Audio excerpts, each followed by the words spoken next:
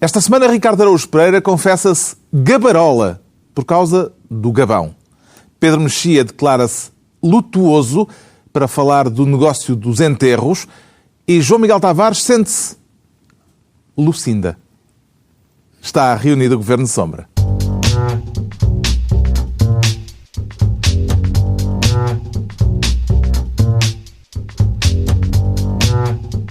Ora então, viva, sejam bem-vindos. Depois de uma semana marcada pela declaração do Primeiro-Ministro anunciando que o Governo está disponível para discutir o aumento do salário mínimo, o Primeiro-Ministro, que evidentemente vai ter pela frente a oposição vigorosa deste senhor. Faço eu como Primeiro-Ministro e o meu Governo mais para combater o desemprego naquilo que ele tem de estrutural do que aquilo que o senhor deputado faz quando vem dizer que a primeira condição para ter uma política de crescimento é aumentar o subsídio, o salário mínimo nacional.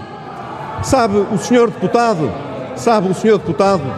que quando um país enfrenta um nível elevado de desemprego, a medida mais sensata que se pode tomar é exatamente a oposta. Mas, senhor deputado, quem quer criar melhores perspectivas de emprego para o país, não aparece perante o país com demagogia, aparece perante o país com sentido de responsabilidade. E o sentido de responsabilidade, infelizmente, vai no sentido oposto às propostas que o senhor deputado fez. Ou seja, às propostas de Pedro Passos Coelho. Isto era Pedro Passos Coelho em março do ano passado, a acusar de demagogia o atual Primeiro-Ministro, Pedro Passos Coelho. Havemos de discutir esta divergência entre Passos e Passos mais daqui a pouco, neste Governo Sombra em que o Ricardo Araújo Pereira quer ser Ministro de Roma. Da Roma atual ou da Roma antiga? Não, trata-se da Roma antiga. Vamos voltar aos clássicos. Exatamente, vamos voltar aos clássicos porque aquele secretário de Estado que se meteu em sarilhos na semana passada, esta semana quis matar o assunto recorrendo a uma língua morta, o que acaba por ser apropriado. Não tenciona fazer nenhum briefing enquanto Ministro de Roma? Não, quer dizer, farto de briefing estou eu. Também segue muito os romanos? Embora siga os romanos, enquanto forem só em locuções latinas, eu acho que não é mau.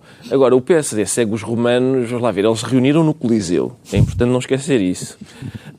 Fartam-se de sacrificar pessoas. E agora aparece-me este centurião, vamos lá ver. Talvez tenha de se recordar o episódio. O secretário de Estado Leite Martins, no mês passado, há menos de um mês, chamou um grupo de jornalistas, deu-lhes em off a notícia sobre a nova forma de cálculo das pensões, uma fórmula polémica que de imediato levantou grande celeuma.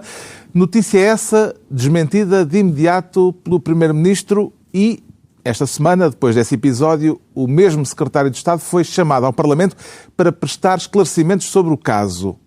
E a explicação saiu-lhe em latim. Eu sou um membro do Governo alinhado com a posição, naturalmente, que o Sr. Primeiro-Ministro define. E estou completamente alinhado com essa posição e, portanto, penso que é prematuro fazer qualquer outro tipo de considerações. A situação foi bem definida, inequivocamente definida por ele, e eu sigo muito romanos que diziam que Roma locuta causa finita. Roma falou, a questão está decidida. Roma locuta, causa finita, e perante isto, quo vadis, Ricardo Araújo Pereira? É a grande questão, Carlos. Nós temos aqui um homem que se reivindica membro do Governo alinhado, para se distinguir dos membros do Governo não alinhados com a política do Governo. E o que ele fez foi um Ave César a Pedro Passos Coelho. Ou seja, a questão foi... Ele ia sendo mandado para o Coliseu. Foi por um triz, mas... Pelos vistos, o Passos Coelho levantou o polegar e não foi preciso atirá-lo aos leões. O que acontece é que ele, pelos vistos da outra vez, precipitou-se e agora está alinhado, ou seja, isto acaba por ser basicamente o que ele diz é isto é um pretexto só para eu falar latim. Não sei, foi por isso que eu escolhi o tema. Podíamos fazer um programa todo em latim um dia destes. Qual é o problema? Eu não sei falar latim. E, portanto, estas locuções latinas milenares, eu fui traduzi-las ao Google Translator. O que este senhor disse foi ego posui orbiculus inferior. Quer dizer, vou baixar a bolinha. A partir de agora, porque já foi desautorizado, portanto, o melhor é estar quieto. E ainda, hoc est quod nuntius nemo enim audit pati.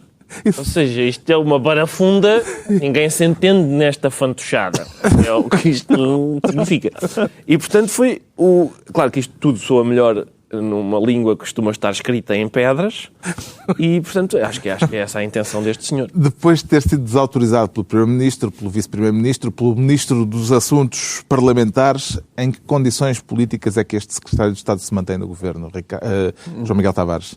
Em condições muito precárias, diria eu, mas eu acho que neste caso Roma mandou estar quieto e ele assim ficou. Agora, atenção, eu também tenho uma grande habilidade, tenho a mesma habilidade de Ricardo Araújo Pereira para falar latim e também a mesma habilidade para aceder à internet. E, portanto, segundo eu pude verificar na Wikipédia, esta frase foi originalmente dita por Santo Agostinho. Então não é romano. Portanto, não é romano. E referia-se à Igreja. Portanto, a Igreja falou e, portanto, está falado. Ou seja, não é bem aquilo.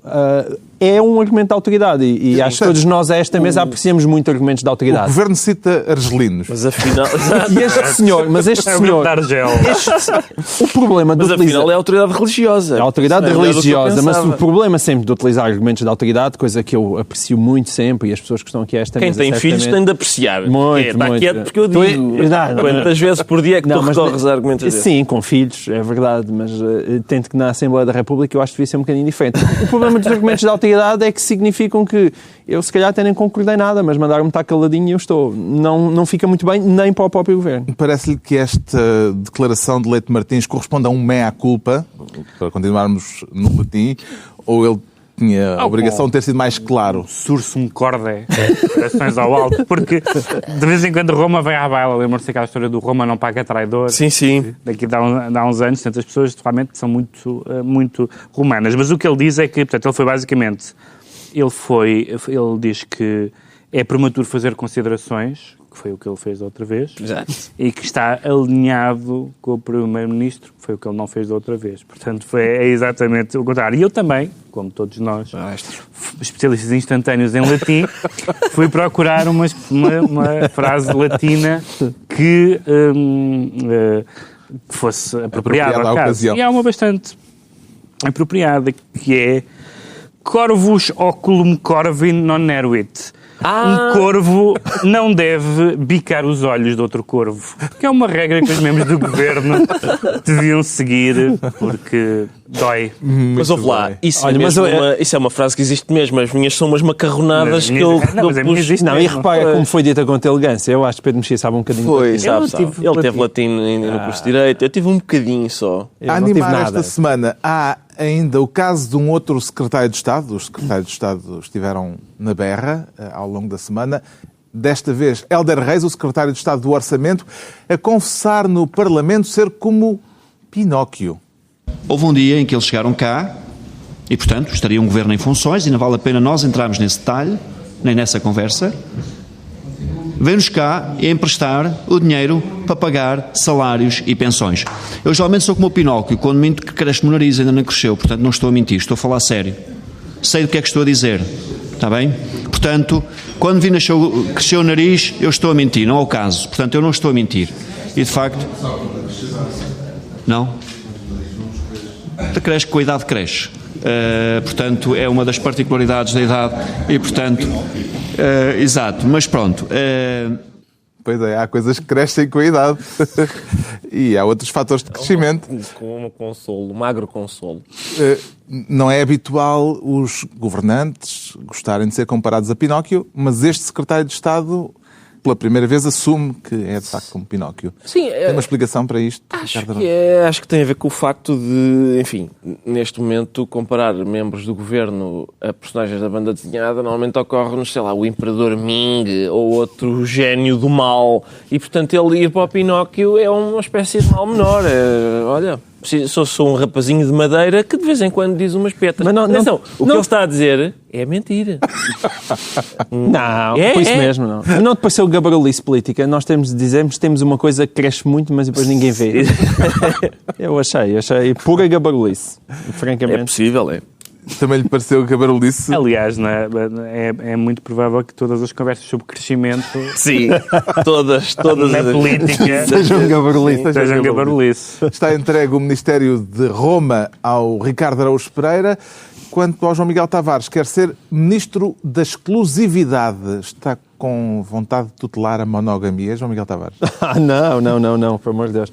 Monogamia só tutela minha. Esta semana se falou muito do poliamor, pensei que tinha a ver com isso. Não, o poliamor... Quando é que nós trazemos o poliamor para esta mesa? O poliamor. Queres trazer o poliamor para esta mesa? Quer trazer o poliamor? Define melhor um bocadinho. Sabes que eu acho que... Posso só dizer uma coisa sobre o poliamor? É que as pessoas que o praticam necessitam rapidamente de um rebranding. Porque o problema do poliamor é que é impossível levar a sério qualquer causa chamada poliamor. Aquilo precisava de ter uma sigla, tipo PLA. É que poliamor é uma tradução do inglês que é polyamory, porque eles foram buscar o Amory não existe em inglês senão como nome próprio. Ora, polylove em inglês seria ridículo. Em português não se aguenta com poliamor. Mudem.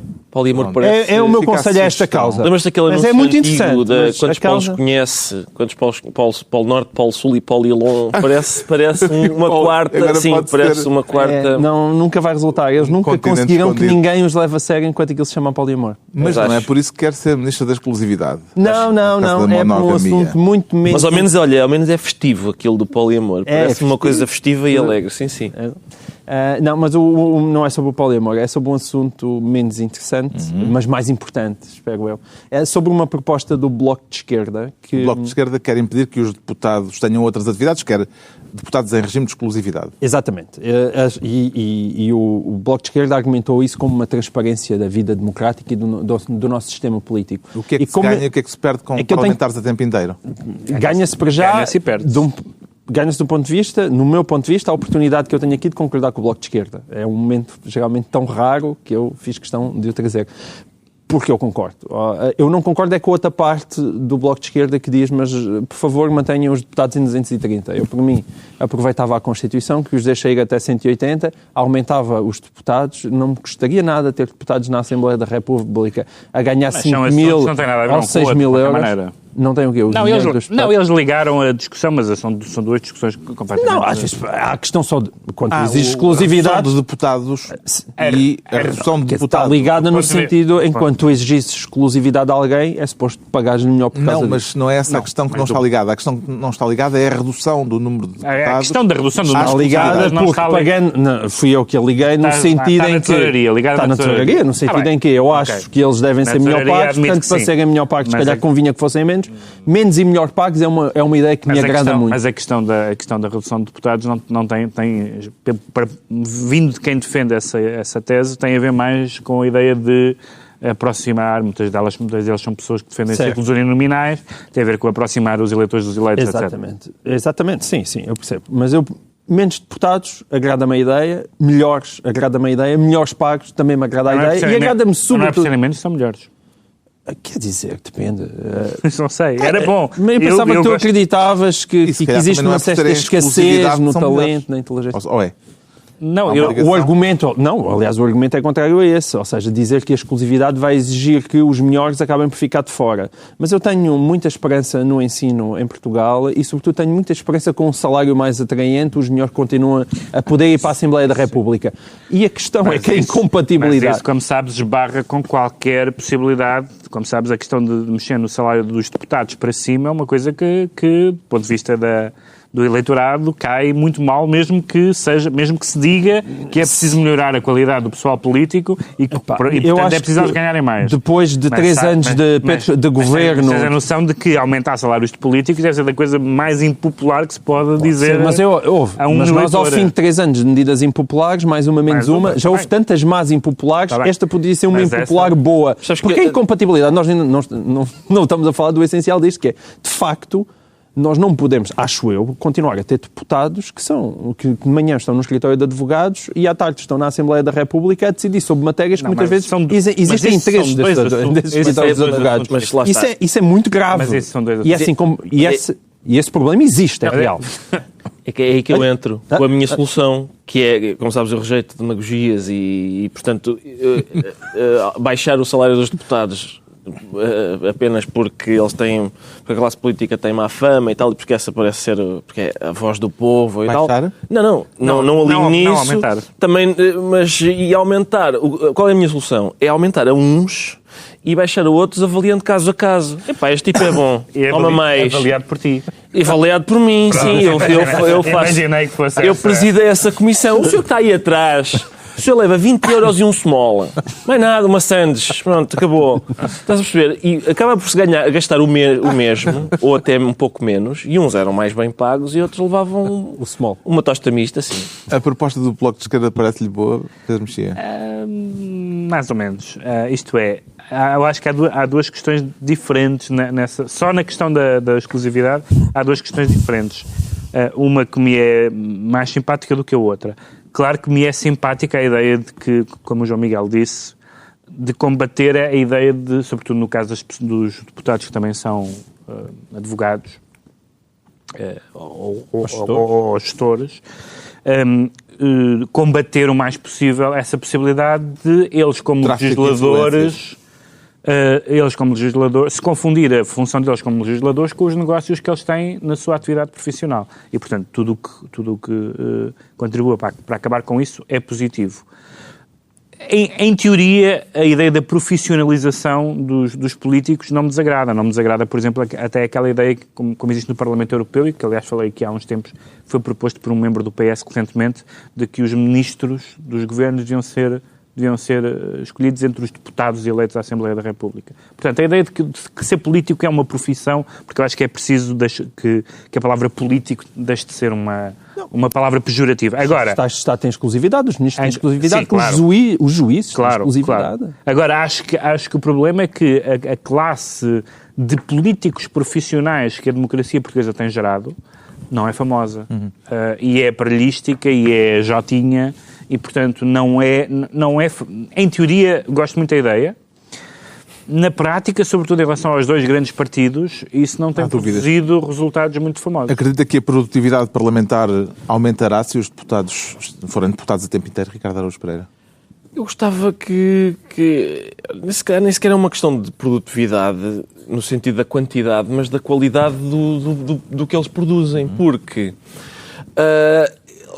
se isto fosse como no poliamor, eu não me importava. Porque as pessoas... O que me afasta do poliamor é a tua mulher. Não, além disso, para mim é muito difícil convencer uma pessoa a manter uma relação íntima comigo. Quanto mais 4. Sério? Tinha que fazer um trabalho. Fishing for compliment. Desculpa lá, o teu nariz, neste momento, bateu na cama. Bateu na cama o teu nariz. Desculpa lá, tu sabes como é que eu sou em casa? Eu sou uma pessoa que é porca e tudo. Ora bem, tu falas 5 minutos com a minha mulher e isso passa-te tudo. Tu nunca me viste em cuecas. Por acaso já viste. Atenção. Nós vimos em cuecas todas as semanas. Nós nos despimos para vestir a roupa aqui para isto. Há um momento sempre poliamor para este programa. Mas uma vez que já viste, agradeço-te então. Pode ser mal usado. Nós despimos frases retiradas de contexto podem ser mal utilizadas. Vai haver promoções sobre isto. Eu estou-te a dar... Estás, eu sei. Feedback? Do feedback que recebes. Olha, será que eles nos outros programas também se despem juntos? Sim, o Pacheco Pereira à frente do Lobo Xavier. António, você... Talvez. Deixa-me só tirar isto da mente agora. Vou agora tentar. Devia haver um esfregão para a mente. Eraserhead. Bom, exatamente. Ora bom, o que é que sucede? Se fosse como no poliamor, que eles tinham...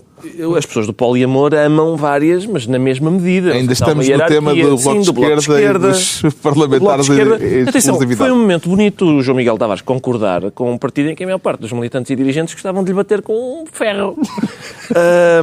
E, portanto, mas se fosse como no poliamor, em que os deputados realmente têm vários amores, mas amam-nos a todos da mesma maneira, agora há ali pessoas que amam... à concretização da metáfora. É isso, amam mais a coisa privada do que a coisa pública, dá uma sensação. E, portanto, se calhar é melhor focar o amor das pessoas só para um objeto. Preferes que se ama as partes públicas do que as privadas? Preferia. Era engraçado. Muito bem. O João Miguel Tavares fica então Ministro da Exclusividade. Enquanto o Pedro Mexia escolhe desta vez o cargo de Ministro sem retorno. Aonde é que não quer voltar? Pedro Mexia. Onde fui feliz, segunda frase de Pavesa, não é? Não queria retornar, não sou eu que não quero retornar. Quer voltar à Catalunha. Onde nunca fui, aliás. Os catalães é que anunciaram, ou melhor dizendo, alguns dirigentes políticos, que o movimento independentista e que este processo independentista é sem retorno. Não tem retorno, este caminho não tem retorno. E o contexto foi que houve uma votação no Parlamento espanhol, nas Cortes espanholas. O Parlamento de Madrid chumbou a ideia de um referendo. Chumbou a ideia do referendo. A ideia era, digamos, transferir para a Catalunha o poder de decidir da sua autodeterminação.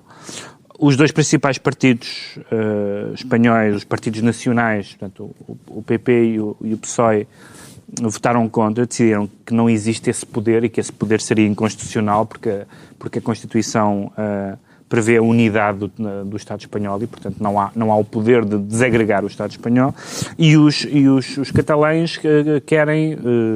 insistem em convocar um referendo, que provavelmente será declarado inconstitucional. Se não conseguirem convocar um referendo, o atual presidente da região vai convocar eleições tendo como ponto único não direi, mas principal da agenda, a questão independentista. Vai ser a 9 de novembro. Pronto. Porquê é que isto é importante? Isto é importante porque vai haver um referendo na Escócia em setembro, salvo erro. Aí o resultado é mais tremido. A Bélgica continua sempre à beira também de se partir. E eu já insisti muitas vezes neste assunto por duas razões.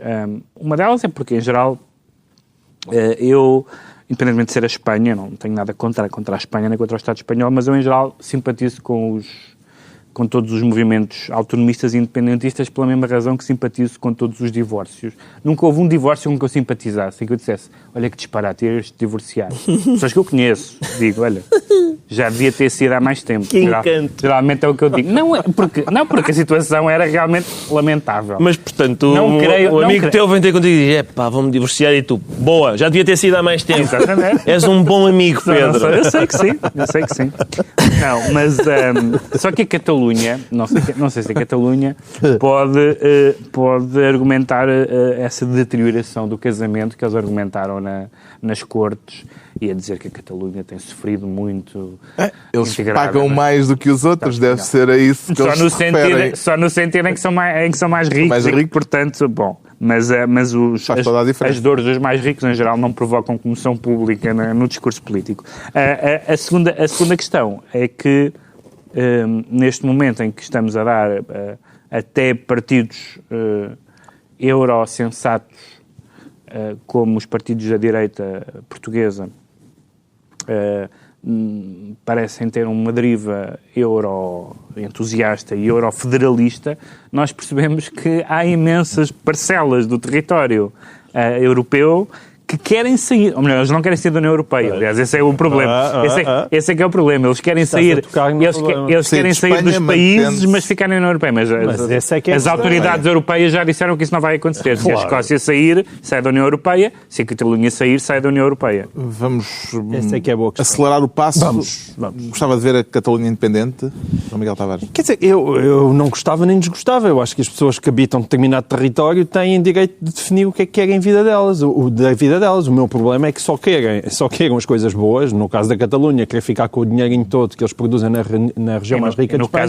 No caso da Escócia, querem o petróleo do Mar do Norte. Exatamente, mas não querem o pior, ou seja, não querem sair do euro. E depois, digo uma coisa, que eu acho que é o melhor argumento para utilizar neste caso, que é, quer mesmo uma liga entre o Espanhol e o Barcelona? E jogam entre eles, 20 vezes durante a época? Esse argumento, curiosamente, não foi enfocado nas Cortes. Não percebo porque é que esse argumento é o argumento mais poderoso. O Barcelona é para sair da Liga Espanhola? Parece-lhe que aqui no nosso cantinho poderemos vir a ser influenciados de alguma forma por isto, Ricardo Araújo Pereira? Eu acho sinceramente que estas tendências independentistas na Península Ibérica, os catalães, os bascos, a Galiza, A nós não nos toca, acho que nós não temos nenhuma vontade de ser independentes. Sinceramente, parece-me que vamos continuar como estamos e acho que não é uma ambição que Portugal tenha. O Pedro Mexia fica então ministro sem retorno e estão entregues as pastas ministeriais por esta semana. Daqui a pouco a discussão em torno do aumento do salário mínimo nacional. Agora João Miguel Tavares declara-se Lucinda.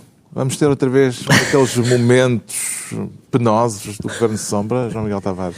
Não vamos fazer isso. É sempre, às vezes é um pouco penoso quando eu falo. Até ou embaraçosos. Exato, até as minhas deficiências da fala e tal. Há sempre um certo embaraço nisso. Mas não. Neste caso é para falar de um assunto muito sério. Não sei. Enquadras tu ou enquadro eu? Quero falar da notícia investigada pela TSF. Exatamente. Sobre as contas declaradas pelos partidos relativas a 2011. Exatamente. O assunto é velho, mas agora conheceram-se informações novas, nomeadamente esta que eu acho notável, que é o PSD tinha orçamentado para a sua campanha das legislativas de 2011 o valor de 190 mil euros e recolheu de privados 160 euros. 160 euros. É isso que eles colocaram nas contas do partido, a dizer, pronto, recolhemos 160 euros. O Tribunal Constitucional concluiu que não se pode comprovar que houve fraude, não pode. Com base apenas numa suposição. Não, ele foi só 160. Mas depois acrescenta, ainda que lógica. Exato,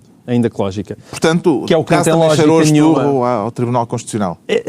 E isto, atenção, estes 160 euros ainda por Foi cima...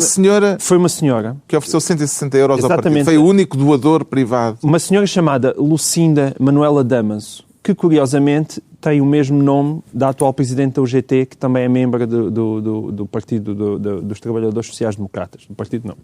Mas é a mesma sindicato. Sendo que essa pessoa falou à TSF, ela disse, não, eu nunca contribuí para nenhuma doação partidária. Vá para almoçar na barrada, como é que é São 160 euros, só para as pessoas terem uma noção, em 2005 tinham sido 35 mil, portanto passaram 35 mil para 160. Ora, esta palhaçada, que não há outro nome, em torno das contas dos partidos e das palhaçada contas anual, porque todos os anos há irregularidades. E mudam as leis, e supostamente aquilo é para ficar mais transparente. E a palhaçada continua. Eu não sei como é que alguém pode levar isto a sério. E depois temos um Tribunal Constitucional que está resumido ao papel de colocar um carimbo nas contas, porque depois diz isto não faz sentido nenhum, mas também não podem fazer nada para que aquilo deixe de fazer sentido. Vê alguma explicação plausível que possa justificar esta situação, Pedro Mexia? É dos 160 euros? Sim. Para mim é claramente o almoço na barrada. O almoço na barrada. Portanto, foi alguém que pagou. Não é? Mas o almoço na barrada era do CDS-PP e o CDS-PP declarou 0 euros. O CDS-PP foram 0. Nem o Jacinto Leite Capelo Rego? Parece não. Acho que desta vez ele esqueceu.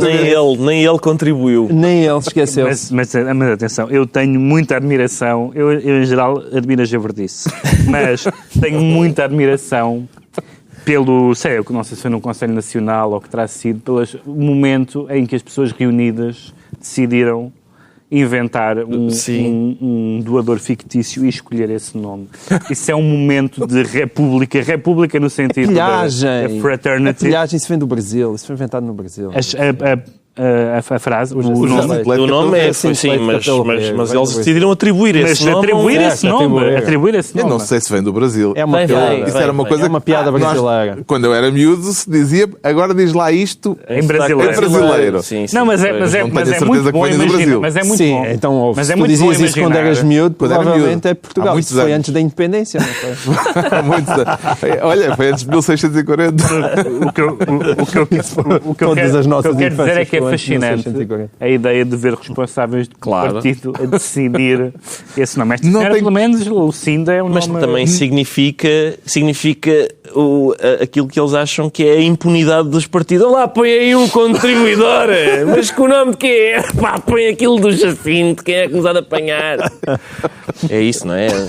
Eles sabem que não lhes acontece nada. Não tenho curiosidade de conhecer esta única benemérita do PSD, Ricardo Araújo Pereira? Tenho curiosidade de falar com o Tribunal de Contas, porque aparentemente o que se passa aqui é que o Tribunal de Contas acha que isto cheira a esturro porque é pouco. Os contribuintes privados são só uma senhora que dá 160 euros. Eu acho imenso!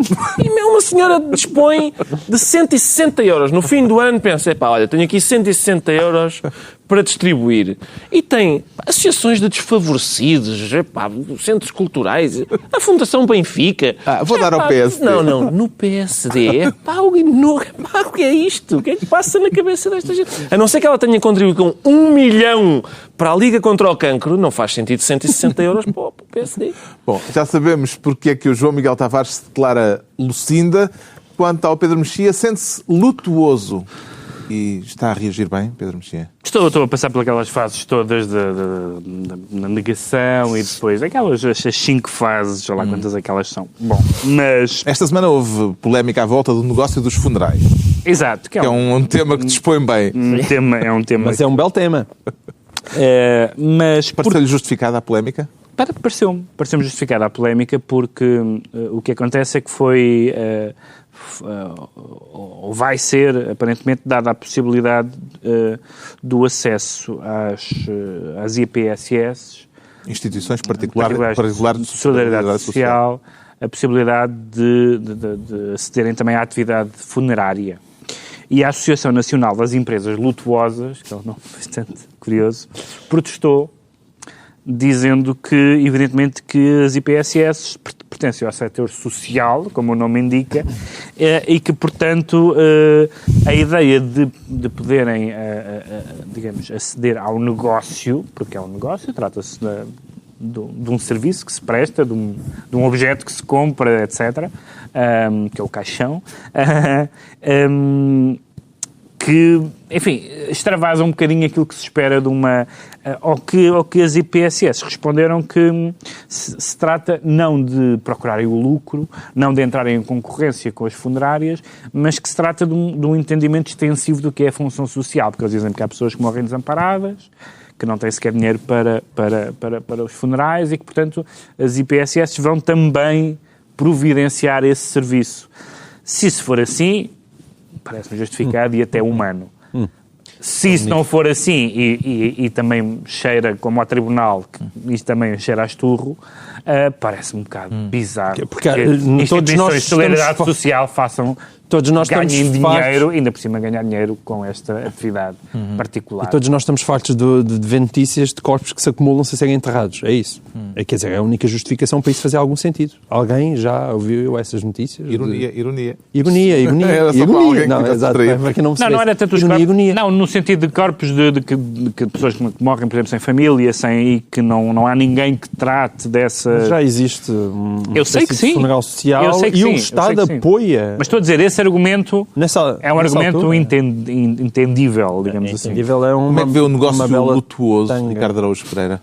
Mas é um negócio, vamos lá ver, é um negócio do qual é fácil dizer mal, não é? Porque outros tipos de profissionais, por exemplo, eu nunca digo mal de médicos e de juízes, pessoas que me possam fazer mal. Agora, os profissionais das funerárias, o que é que me podem fazer? Quer dizer, poupar um bocado na maquilhagem e deixar enquanto estiveres vivo, podem. Morto é que não. Estar no negócio lutuoso é melhor que falecer. Já foi um peso. Sim, foi. Mas lá está. Enquanto os juízes e médicos me podem, de facto, fazer mal, eu quando chegar às mãos destes senhores... Já estás. Eu só... vou-te deixar um bocado mais roxo. Não me faz grande coisa. Agora... o certo é que falecer é caríssimo. Está pela hora da morte. Está mesmo. É caro. E lá está, é a tal coisa, era o que o Pedro dizia, se é para evitar que gente que até está a pensar em falecer e não tem dinheiro para isso, a juntar dinheiro e não consegue. Sim, mas de outro modo, de facto, tudo isto é esquisito e tétrico. Portanto, é giro.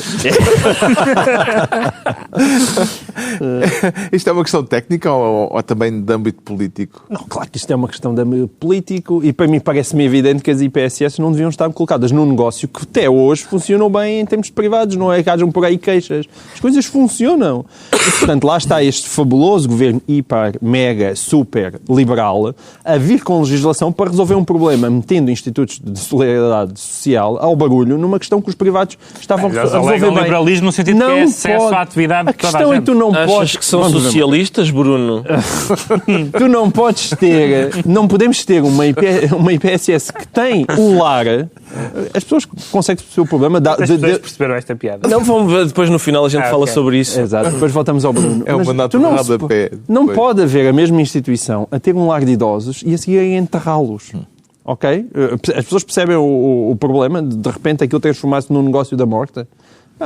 Está esclarecida a razão para o Pedro Mexia se declarar lutuoso. Quanto ao Ricardo Araújo Pereira, confessa-se gabarola. E gaba-se de quê, Ricardo Araújo Pereira? Eu acho que já ficou claro que não tenho grandes motivos, mas é Foi o relatório do FMI. Gabo-me apenas deste magnífico jogo assim. de palavras, exato, um magnífico jogo de palavras que tem a ver com o facto de ter saído uma notícia sobre o facto do Gabão país africano nos ir limitado a norte pelo... Eu fui ver isso à Wikipédia. Tenho. É pena não citar Timor-Leste. Não, Timor-Leste também está. O Gabão é mais engraçado. O Gabão... é o Gabão. Se disseste Timor-Leste é mais chocante que o Gabão. O trocadilho só funciona com o Gabão. Não posso... É só para manter Gabão, sim, não posso ficar gabarola com Gabarola por causa de Timor-Leste. É um jogo de palavras. Timorato. Pois podia ficar Timorato. É isso, Gabão e Timor vão ultrapassar-nos, aparentemente, em termos de riqueza média, não é? Segundo uma notícia que foi publicada há algures, num meio de comunicação social. Será que o facto de Timor e o Gabão terem petróleo justifica alguma coisa? Não venhas com detalhes económicos. Não, um bocadinho, mas é o Gabão. Quer dizer, é o Gabão. Isso aí, mete-me abaixo e eles aí vão. No outro dia era a Lituânia. Há petróleo na Lituânia. Por amor de Deus, pá. Pedro Mexia. Petróleo. Não, aliás, os países que têm petróleo... Mas nós estamos fortíssimos nas exportações. Como é que é possível agora qualquer petróleo nos... Mas ainda não há petróleo no biar. Está bem, mas... O famoso título. Há uma coisa chamada... Só um pequeno introito, muito rápido, económico. Há uma coisa chamada PIB per capita, que, como o próprio nome indica, é aquilo que o país produz também é latim. Dividido... que é aquilo que o país produz dividido pelo número de habitantes. Isso significa que, para começar, países mais pequenos e que tenham acesso ao petróleo, como Timor ou Gabão, explodem nesta lista. O primeiro é sempre o Qatar. São 2 milhões e tem petróleo que se faz. Eu não sei se ele está interessado em ir para o Qatar, eu penso que até aprecia. Por acaso acho que se está sossegadamente no Está Qatar. Sossegadamente agora. Não sejas uma senhora, ou um homossexual, É muito pequeno. Ou seja, isto não significa mas isto não significa que as pessoas em Timor ou no Gabão vivam melhor que em Portugal. Bem pelo contrário, significa até que, apesar de tudo, aliás, todas as injustiças... Do Gabão não sabemos, mas o Timor sabemos que não é verdade. Exato, ou seja, a riqueza, apesar de tudo, é melhor distribuída em Portugal do que em Timor ou no Gabão. Ficou esclarecida e explicada a gabarulice do Ricardo Araújo Pereira. Agora, o debate em torno do salário mínimo nacional, uma questão que o Primeiro-Ministro reabriu esta semana. O que é que terá levado Passos Coelho a trazer este assunto à baila, Pedro Mexia? Tem alguma data que lhe esteja a bailar no espírito e que possa justificar isto? A data é... Até agora tinha-se dividido o governo entre o polícia bom, que era o CDS, e o polícia mau, que era o PSD. Mas agora vamos entrar numa fase clássica, que é o mandato bom e o mandato mau. O mandato mau são os primeiros 3 anos e o mandato bom é o último ano, que é o ano pré-eleições, em que de repente coisas que se tinha jurado que eram nocivas e contraproducentes e absurdas, afinal já pode ser... Porque não me parece haver, pelas explicações dadas esta semana, não parece haver nenhuma justificação substancial para este volte-face do Primeiro-Ministro, a não ser isso, a não ser estarmos numa fase em que as boas notícias... Portanto, nós sabemos que vai haver a grande fanfarra em 1640, não é? Portanto, somos independentes.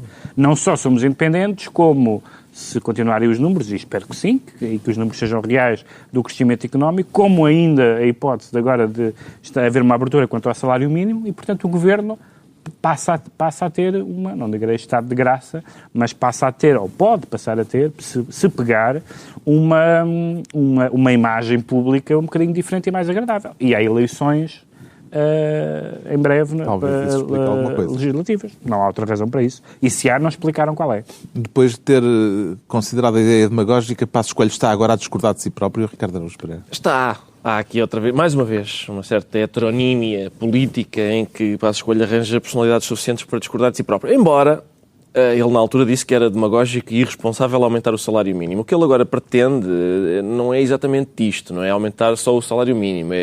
Aparentemente há um plano escondido que é: eu aumento o salário mínimo se os trabalhadores me oferecerem a virgindade de vossas filhas. É uma troca deste tipo, não é? Já tiveste acesso à legislação? Sim, é uma coisa... É aquele... Isso vai ser discutido na Constituição Social. É o direito de pernada, não é? É isso, é aquela coisa das bodas de Fígaro. Prima nocte, sim.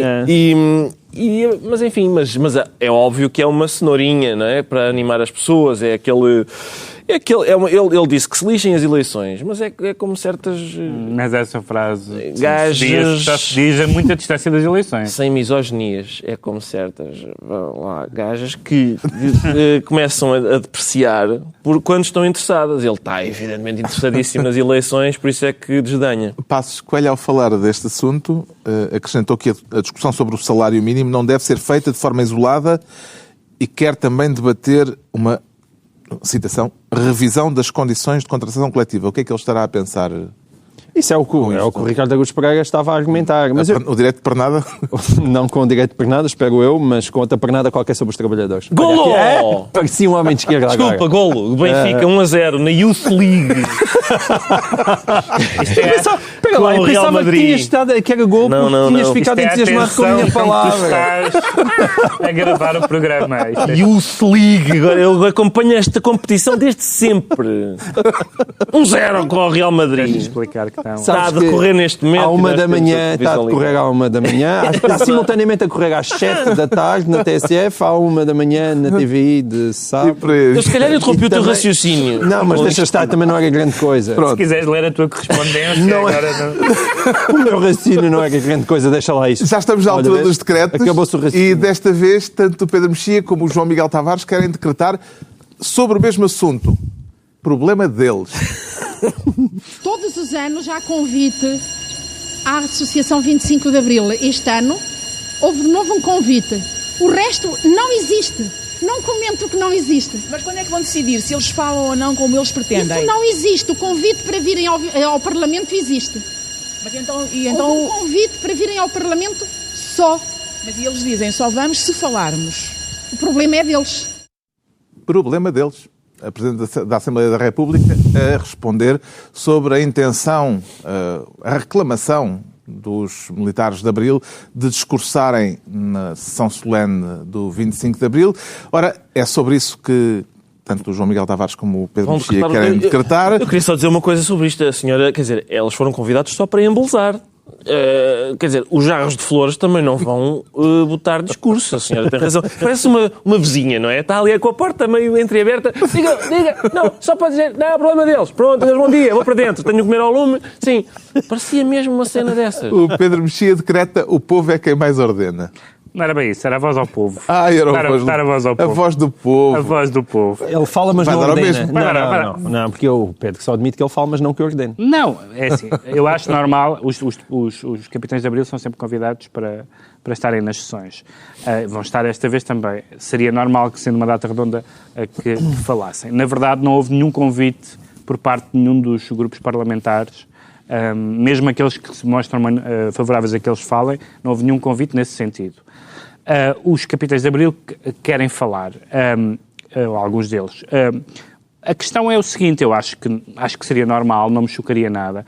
O único problema, acho que a Presidente da Assembleia foi deselegante nestas declarações, o único problema é o seguinte, é que quando há declarações, não sei se tu vais esclarecer, mas enfim, desse setor dos capitães de Abril, que diz que o atual poder político deixou de refletir os ideais do 25 de Abril, isso significa que os capitães de Abril reivindicam uma espécie de direito de tutela sobre o regime. Ora, as pessoas que estão na Assembleia da República foram eleitas pelo povo. Gosta-se, não se gosta, é uma chatice, mas é quem as pessoas votaram. Daqui a uns anos votaram de forma diferente. O Presidente da República, gosta-se, não se gosta, é quem as pessoas votaram. E o 25 de Abril serviu para nós termos um regime em que pessoas votam e estão lá as pessoas em quem as pessoas votam.